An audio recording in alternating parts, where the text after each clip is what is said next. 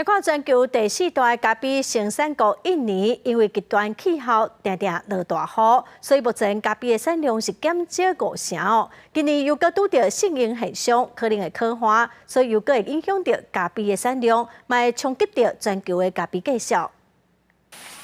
37岁咖啡农李斯马焕看电园内咖啡花因为雨水一直压，煞烂去真甘，伊的咖啡产量减少至少50%。印尼大多数的咖啡园拢是靠雨水灌溉，也毋过开花期雨水伤济，会使得花蕊伫上果形成进程就落去，造成产量变少。Biasanya kita dalam 3 hektar itu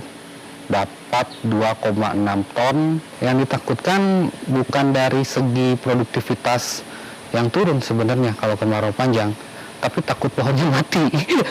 全球第4大咖啡生产国的印尼咖啡产量，降到10多年来新低，也安尼全球咖啡价格达到历史新高。刷落来上升现象，大力的空环恐惊进一步造成产量更加减少。印尼气象机构表示，上升现象已经影响全国2/3以上的地区，包括咖啡产地爪哇、加苏门答腊部分地区。Catat sejak tahun kemarin, periode Agustus sampai Oktober itu